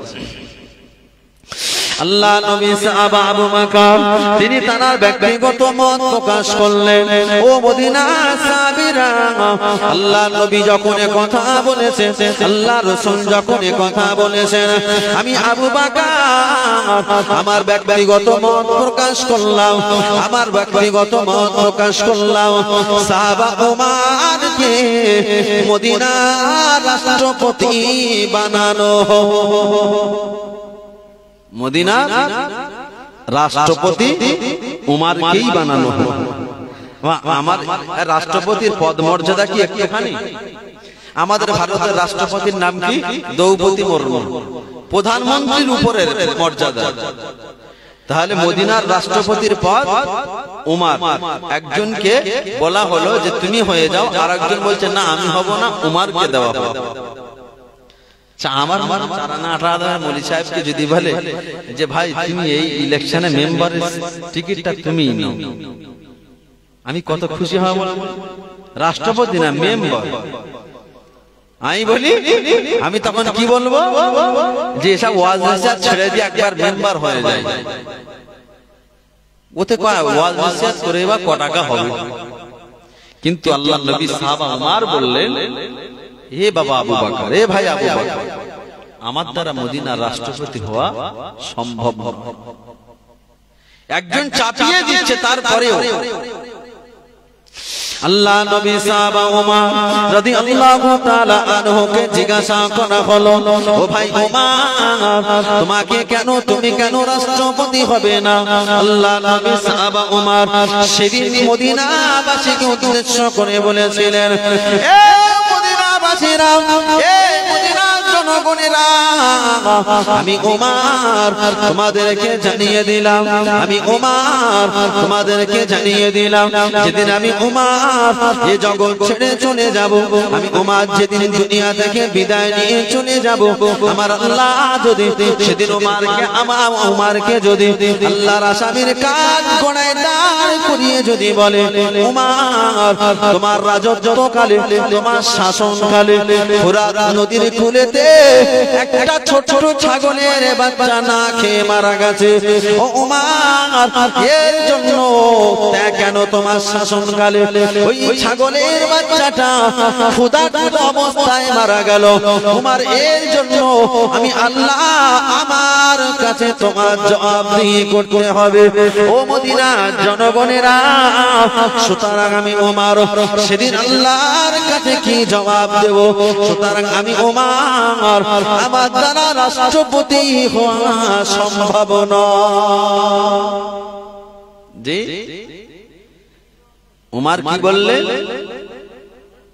যে ফুরাত নদীর কূলে যদি একটা ছোট্ট ছাগলের বাচ্চা না খেয়ে মারা যায়, তাহলে সেদিন আমি উমার আমাকে তো আল্লাহর দরবারে আল্লাহর আসামির কাঠগড়ায় দাঁড়িয়ে জবাবদিহি করতে হবে।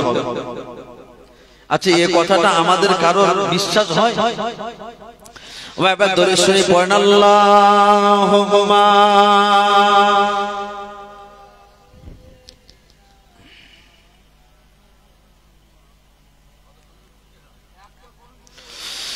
وعلى آل سيدنا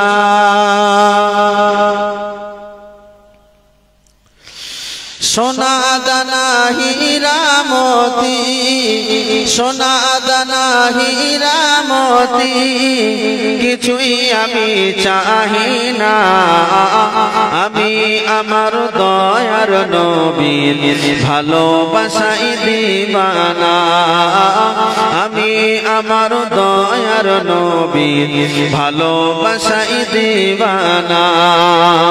সোনা দানা হীরা মতি, সোনা দানা হীরা মতি, হই কিছুই আমি চাহি না আমি আমার দয়ার নবীর ভালোবাসাই দিবানা আমি আমার দয়ার নবীর ভালোবাসাই দিবানা দিবানা দিবানা মোর নবীজির দিবানা দিবানা দিবানা মোর নবীজির দিবানা আমি আমার দয়ার নবীর ভালোবাসাই দিবানা আমি আমার দয়ার নবীর ভালোবাসাই দিবানা সোনা দানা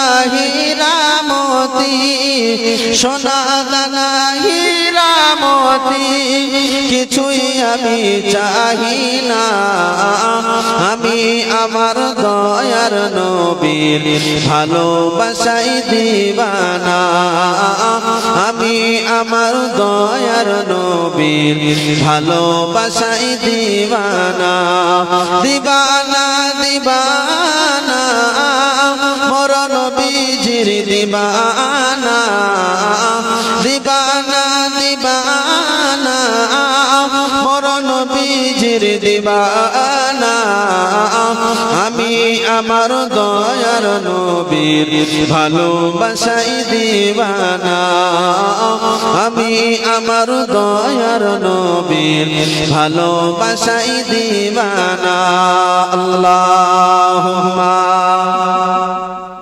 আমার দাদা রেগে যাচ্ছে কেন ওরা জাফারে পড়ে ওরা ও জান্নাতি হয়ে গেছে পুরো একদম যাক আল্লাহ ওদের হেদায়েত করুন একটু আমিন বলে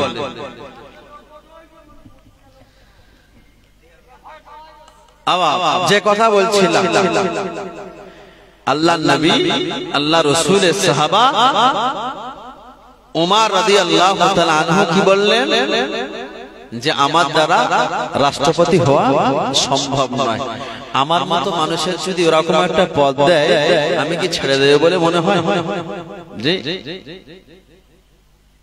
আমি ছেড়ে দেব কোনদিনের জন্য ছেড়ে দেব না আল্লাহর নবী আল্লাহর রাসূলের জীবদ্দশায় আম্মা জান আয়েশা সিদ্দিকা রাদিয়াল্লাহু তাআলা আনহা তিনি বর্ণনা করছেন যখন নবী মদিনার রাষ্ট্রপতি ছিলেন একদিন দুদিন তিন দিন চার দিন নয় টানা এক সপ্তাহ যাবত আমি আয়েশা আমার ঘরে খাদ্য থাকতো না মদিনার রাষ্ট্রপতি যে মানুষটা মদিনার একজন রাষ্ট্রপতি হওয়া সত্ত্বেও তার ঘরেতে খাদ্য নেই আর বর্তমান এই সিচুয়েশনে আমাদের নেতা আমাদের মেম্বারদের অবস্থা দেখে আমাদের উপরে গজব আসবে না কাদের উপরে আসবে আমি বোঝাতে চাইছি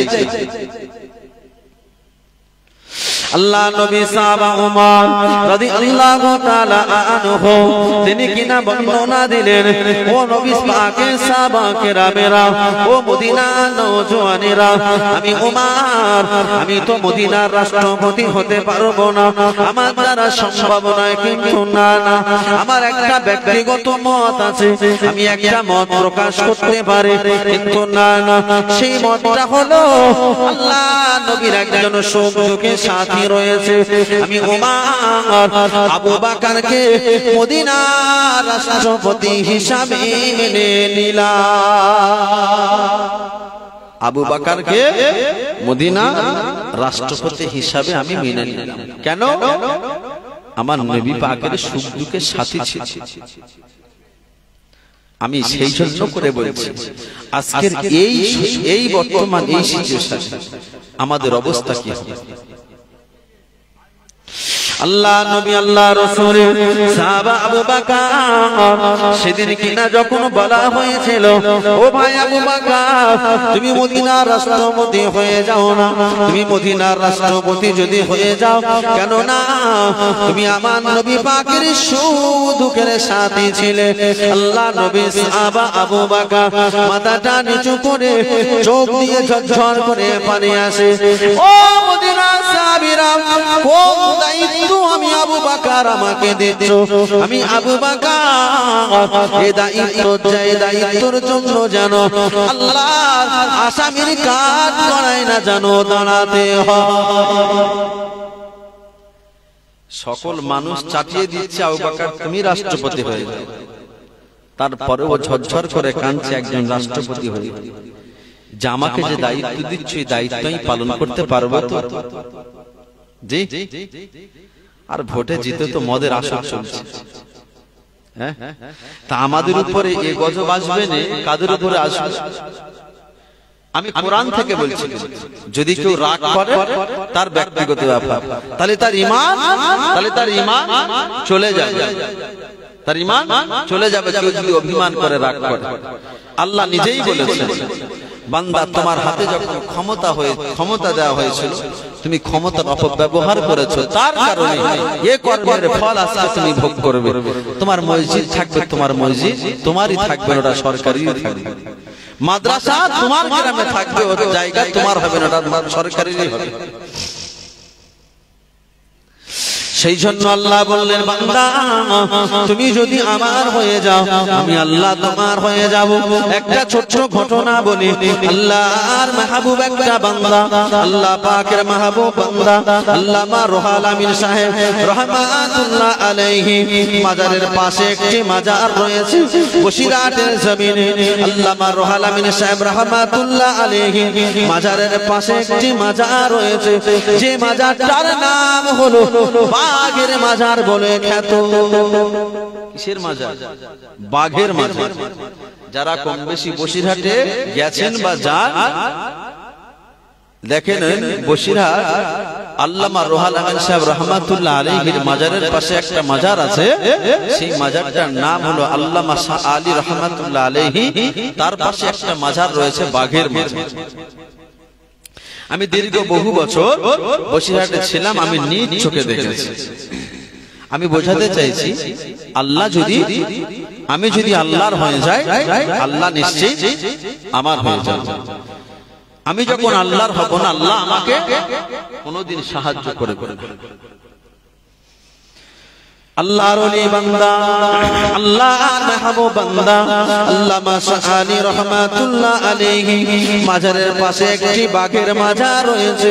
এই বাঘের মাজার সম্পর্কে ইতিহাস হলো, আল্লাহর ওলি আল্লামা শাহ আলী রহমাতুল্লাহ আলাইহি আল্লাহ পাকের কত বড় মাহবুব বান্দা ছিলেন, আল্লাহ পাকের কত বড় মাহবুব ঈমানওয়ালা বান্দা ছিলেন। আল্লাহর ওলি আল্লাহর মাহবুব বান্দা একদিন দিনের কাজ কর্ম সেরে, দিনের দাওয়াত সেরে, ইসলামের দাওয়াত সেরে ওই ইছামতি নদী তীরে জঙ্গলের পাশে বসে বসে বিশ্রাম নিতে হঠাৎ করে এমন একটা সময় ঘুমিয়ে যায়।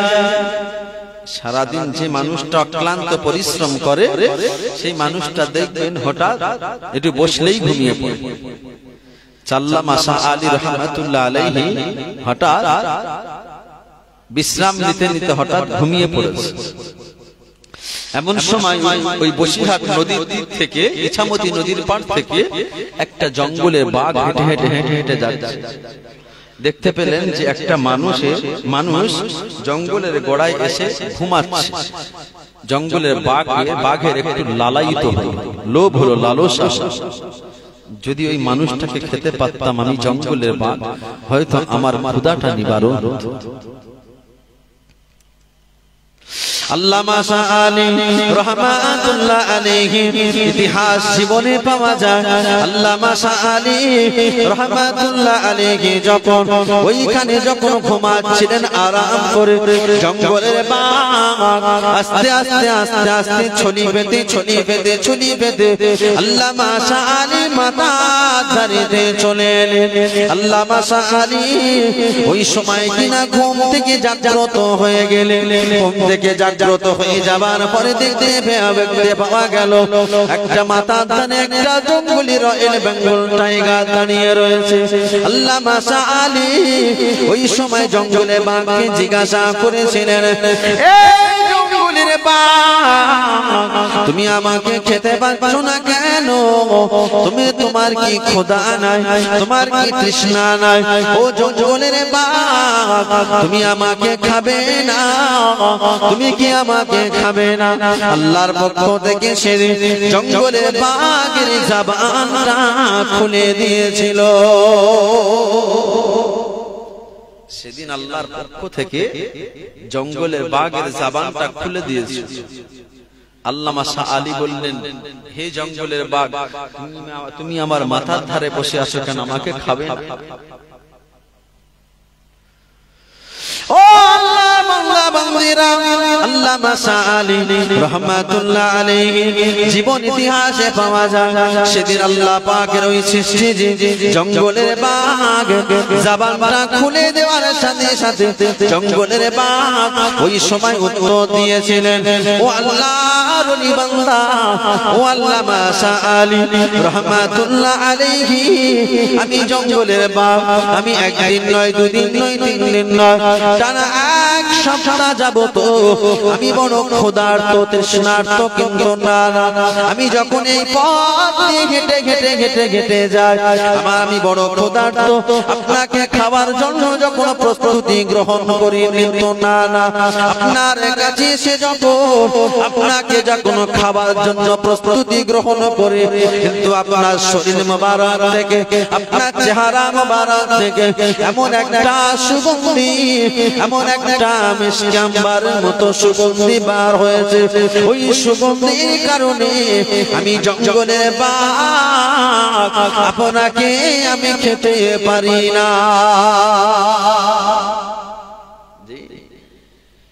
এমন একটা সুগন্ধি আপনার নূরানি চেহারা থেকে বার হয়েছে সেই সুগন্ধির কারণে আমি জঙ্গলের বাঘ আমি তোমাকে খেতে পারলাম জঙ্গলের বাঘকে জিজ্ঞাসা করা হলো কি এমন সুগন্ধি পেলে ওই জঙ্গলের বাঘ ওই সময় বলেছিলেন ও আল্লামা শাহ আলী রাহমাতুল্লাহ আলাইহি আমি আপনাকে কি এমন কথা শোনাবো কি এমন ঘটনা শোনাবো আমি জঙ্গলের বাঘ আমি যখন তোমাকে খাওয়ার জন্য প্রস্তুতি নিই আমি জঙ্গলের বাঘ আমি আপনার ভিতর দিয়ে যে নূরানি চেহারা ভিতর দিয়ে যে সুগন্ধিটা আমি শুনতে পেয়েছিলাম যে সুগন্ধিটা আমি উপলব্ধি করতে পেরেছিলাম ওই সুগন্ধিটা আপনার নূরানি চেহারা থেকে যে সুগন্ধি বার হয় ওই সুগন্ধিটা আল্লাহ আমাকে আমার নবী সোনার নবীর নূরানি চেহারার মিষ্টি আম্বারের সুগন্ধি আল্লাহর নবীর নূরানি চেহারা থেকে যে সুগন্ধি বার হতো সেই সুগন্ধিটা আপনার গায়ে থেকে আমি জঙ্গলের বাঘ পেয়েছি ও আল্লাহর মাহবুব বান্দা ও আল্লাহর মাহবুব বান্দা আমি আপনাকে কিভাবে খাবো বলো আমি আপনাকে কিভাবে দংশন করব বলো যে সুগন্ধিটা আল্লাহ নবীর নূরানি চেহারা থেকে বার হতো যে নবীকে না তৈরি করলে যে নবীকে না সৃষ্টি করলে যে নবীকে না তৈরি করলে আমি জঙ্গলের বাঘ আমাকেও বানানো হতো না সেই সুগন্ধি যদি আপনার গায়ে থেকে বার হয় আমি জঙ্গলের বাঘ আপনাকে খেতে পারবো না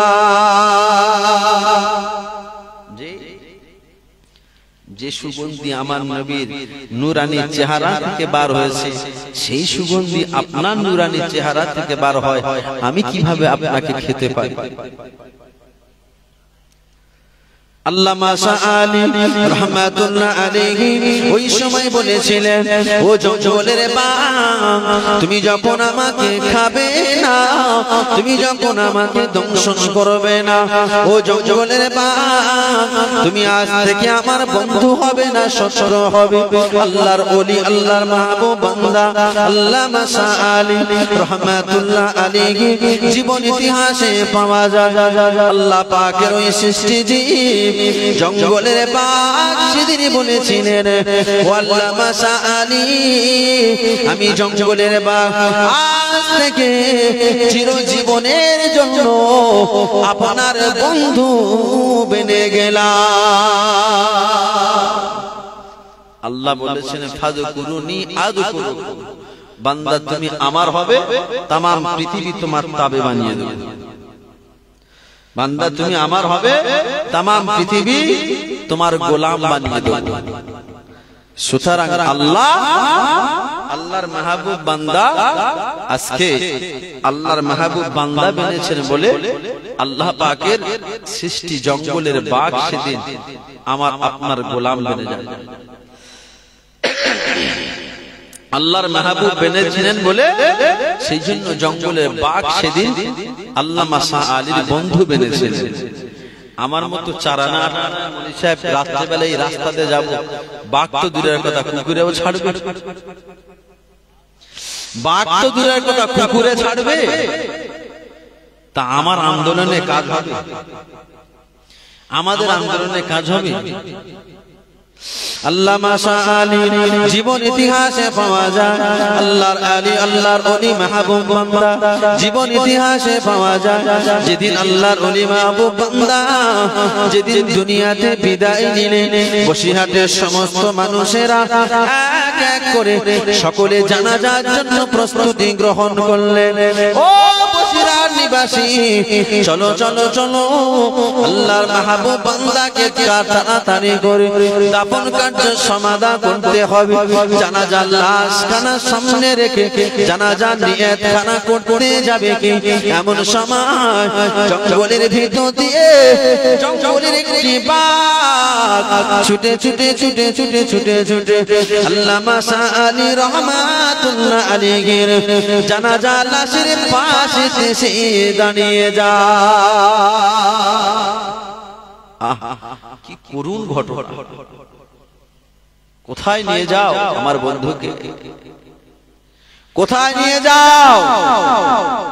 যে বন্ধু ছাড়া আমি জঙ্গলের বাঘ থাকতে পারবো না দুনিয়ায়। আল্লাহর ওলি বান্দা ইতিহাসে পাওয়া যায় আল্লাহ পাক ওই দিন জঙ্গলের বাঘের জবানটা খুলে দিয়েছিলেন।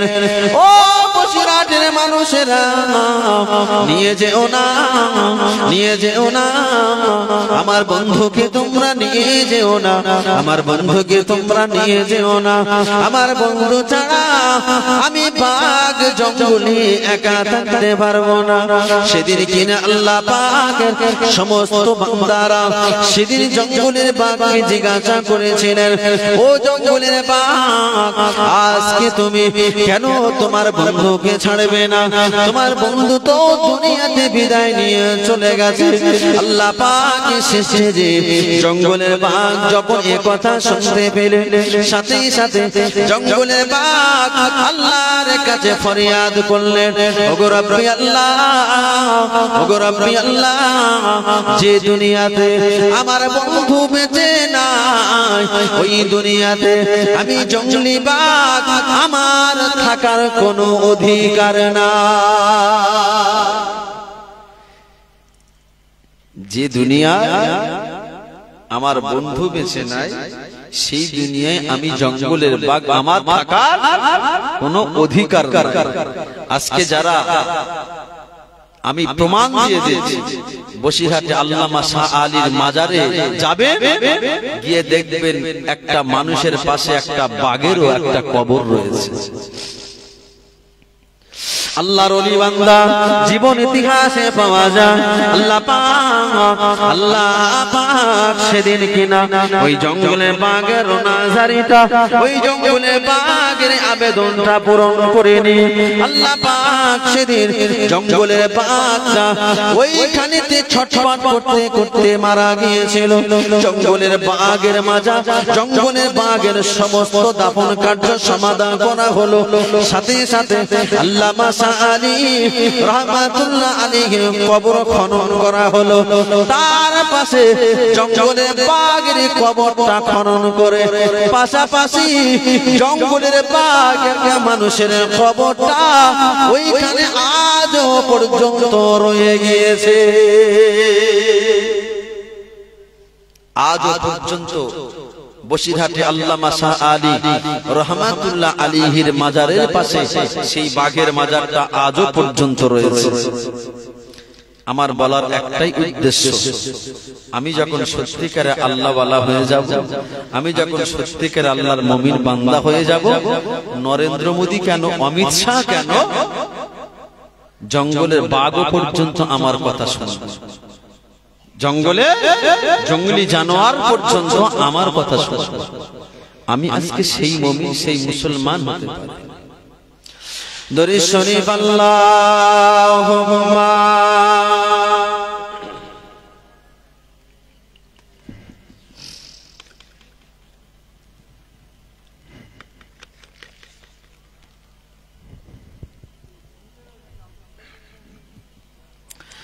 জোরে পড়ো আল্লাহুম্মা সাল্লি আলা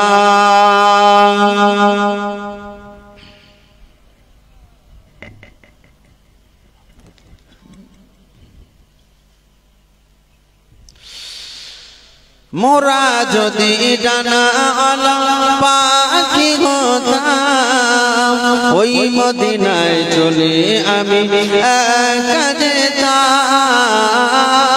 মোরা যদি ডানাওয়ালা পাখি হতাম, ওই মদিনার আকাশেতে উড়ে যেতাম। হৃদয় মাঝে রেখে আমি রেখেছি যারে, নূর নবীর আমায় দয়ার নবীর, নূর নবীর আমায় দয়ার নবীর। আল্লাহুম্মা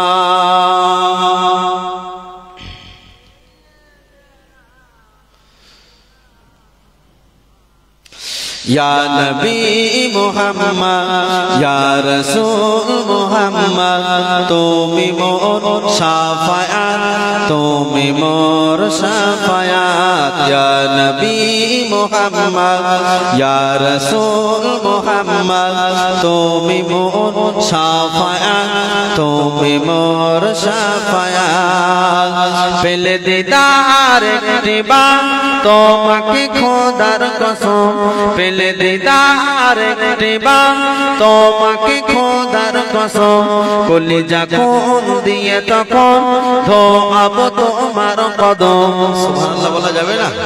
আওয়াজ দিয়ে হবে না? নারে তাকবীর। আবার এই গজলগুলো শুনতে পাওয়া যায় জি, হ্যাঁ। আমি বাংলার অলিতে গলিতে যাই, এমন অনেক জায়গায় একটা গজল বললে টাকার মালা আমাকে গলায় দিয়ে দেয়। হ্যাঁ, এসব গজল গাই। এখন মানুষ নেই, গভীর রাতে কি গজল?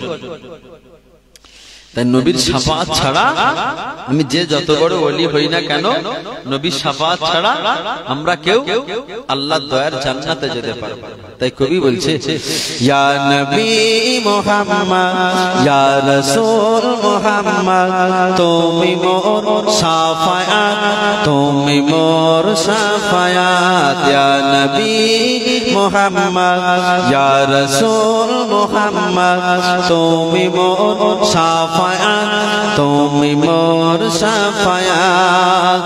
পেলে দিদার একটি বার তোমাকে খোদার কসম, পেলে দিদার একটি বার তোমাকে খোদার কসম, কলিজা খুন দিয়ে তখন ধোয়াব তোমার কদম।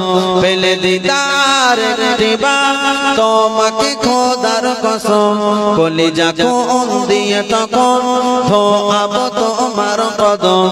বয়স করনি দেখেনি ভাঙে ইশকে সকল দান, বয়স করনি দেখেনি ভাঙে ইশকে সকল দান। তুমি মোর শাফাআত, তুমি মোর শাফাআত। ইয়া নবী মুহাম্মদ ইয়া রাসূল মুহাম্মদ, তুমি মোর শাফাআত, তুমি মোর শাফাআত।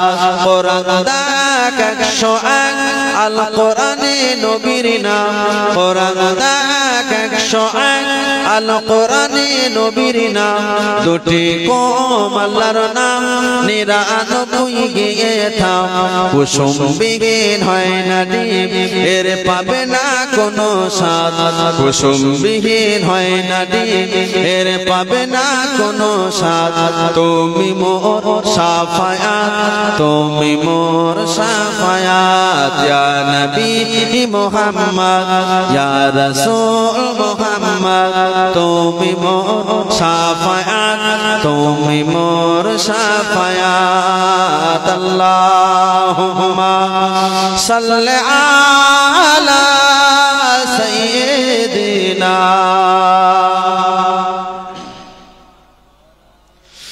ওয়া আলা আলি সাইয়্যিদিনা আমি যে কোরআনের আয়াতটা রেখেছিলাম ওয়ালা তাহিনু ওয়ালা তাহজানু ওয়া আনতুমুল আ'লাউনা ইন কুনতুম মুমিনিন আল্লাহ বললেন বান্দা তুমি মুমিন হয়ে যাও ঈমানদার হয়ে যাও তোমার জন্য কোনো ভয় নেই তোমার জন্য কোনো চিন্তা নেই এই সেই কোরআনের আয়াতকে ব্যাখ্যা করতে করতে প্রায় 2 ঘন্টা ছুঁয়েছি প্রায় 2 ঘন্টা ছুঁয়েছি আমি একটা ছোট্ট হাদিস রেখেছিলাম যে হাদিসটা হলো আদ-দুনিয়া ওয়া মাজিয়াতুল আখিরা এই দুনিয়াটা কি একটা খেতিবাড়ি এই দুনিয়াটা একটা খেতিবাড়ি চাষবাসের এলাকা কি চাষ করব নামাজ রোজা হজ যাকাত কলে ঈমান ওয়ালা মুমিন যারা হবে এই দুনিয়াটা তারা চাষাবাদ করবে তাদের জিন্দেগির ইবাদত বন্দেগী দিয়ে এই দুনিয়াটা খেল তামাশার জায়গা পৃথিবীতে যত মানুষ দুনিয়া দুনিয়া করে ছুটেছে দুনিয়া তার থেকে আরো বেশি দৌড়ে চলেছে দুনিয়ার সমস্ত মানুষ দুনিয়ার পিছনে ছুটেছে তো দুনিয়া তার থেকে দৌড়ে চলে গেছে আর এখন দুনিয়া আমার পিছনে ছোটে আমি দুনিয়ার পিছনে আমি দুনিয়ার পিছনে তাই আল্লাহ জানিয়ে দিলেন বান্দা ইন্নাল্লাযীনা কাফারু লান তুগনিয়া আনহুম আমওয়ালুহুম ওয়ালা আওলাদুহুম মিনাল্লাহি শাইআ ওরে বান্দা জেনে রাখো শুনে রাখো যে দুনিয়াকে পেয়ে যে মালকে পেয়ে যে অর্থ সম্পদকে পেয়ে যে বিবি বাচ্চা জীবনের সব কিছুকে পেয়ে আমি আল্লাহ আমাকে ভুলে গেলে জেনে রাখো শুনে রাখো ওই সমস্ত জিনিসগুলো ওই দুনিয়ার মাল সম্পদ গুলো একদিন না একদিন তোমার জাহান্নামের কারণ হয়ে দাঁড়াবে যে দুনিয়ার জন্য এত পরিশ্রম যে দুনিয়ার পিছনে আমি এত দৌড়াই সেই দুনিয়া সেদিন আল্লাহর আমার আপনার জন্য জাহান্নামের কারণ হয়ে দাঁড়াবে আল্লাহ নবীর বিবি আমাদের আম্মা জান আয়েশা সিদ্দিকা রাদিয়াল্লাহু তাআলা আনহা আমার নবী পাক আমার রাসূলের বিবি আমাদের আম্মা জান আয়েশা রাদিয়াল্লাহু তাআলা আনহার ভিতরে তার জাহান্নামের ভয়টা কতটা পরিমাণ ছিল তার ভিতরে জাহান্নামের ভয় কতটা ছিল দুনিয়া বলতে তার জীবনে কিছুই ছিল না কিন্তু না না একজন নবীর বিবি একজন নবীর বংশের মানুষের ভিতর জাহান্নামের ভয় ডরটা কতটা ছিল আল্লাহ নবী সাহাবীরা বর্ণনা দেন আম্মা জান আয়েশা সিদ্দিকা রাদিয়াল্লাহু তাআলা আনহা তিনি বর্ণনা করেছেন আল্লাহ নবী সাহাবীরা বর্ণনা করেন আম্মা জান আয়েশাকে যখন জাহান্নামের কথা মনে পড়ে যেত আম্মা জান আয়েশা যখন জাহান্নামের কথা মনে পড়ে যেত একদিন নয় দুদিন নয় তিন দিন নয় চার দিন নয় টানা এক সপ্তাহ যাবত আম্মা জান আয়েশা নামাজের পাটি খানা বিছিয়ে দিয়ে আল্লাহ দরবারে কাঁদতে লাগলেন ওগো রব্বি আল্লাহ ওগো রব্বি আল্লাহ আমি আয়েশা ওই জাহান্নামের আগুন থেকে আমাকে বাঁচা আমি আয়েশা ওই জাহান্নামের আগুন থেকে আমাকে বাঁচাও। আল্লাহর নবীর বেটি ফাতেমা রাদিয়াল্লাহু তাআলা আনহা, যিনি সাইয়্যিদাতুন নিসা আহলিল জান্নাহ, যিনাকে আল্লাহ খাতুনে জান্নাত বানিয়েছে, খাতুনে জান্নাত বানিয়েছে। সেই ফাতেমা রাদিয়াল্লাহু তাআলা আনহা কে আমার নবী মৃত্যু শয্যায় শয়িত, আমার নবী ফাতেমাকে ডাকলেন, কানে কানে একটা কথা বলল। আম্মা জান আয়েশা দেখতে পেলেন, ফাতেমা তোমার আব্বাজান তোমার কানে কানে কি এমন কথা বলল? ও আমাদের আম্মা জান আয়েশা সিদ্দিকা রাদিয়াল্লাহু তাআলা আনহা, আমার আব্বা জান আমার কানে কানে এমন কোন কিছু কথা বলে না, এমন কোন কিছু কথা বলে না যে কথাটা হলো আম্মা জান আয়েশাকে সেদিন বলেছিলেন, আম্মা জান আমার আব্বা এমন একটা কথা বলেছে, সেই কথাটা হলো আব্বা জান যে কথাটা বলেছে, ফাতেমা জীবনে যদি আমি রাসূলুল্লাহ আমার শাফাআত যদি তুমি পেতে চাও, আমার শাফাআত যদি তুমি পেতে চাও, আমি আল্লাহ নবী জানালাম জীবনে কখনো জানো নামাজ কাজা করো না। ও বেটি ফাতেমা জেনে রাখো, শুনে রাখো, নামাজ ব্যতীত আমার আল্লাহর দয়া জান্নাতে যাওয়া অসম্ভব। কে কাকে আদেশ করছে? আম্মা জান ফাতেমাকে বলছেন, ফাতেমা খবরদার নামাজ কাজা কর। জি, আর আমরা আমাদের জীবনে এতটাই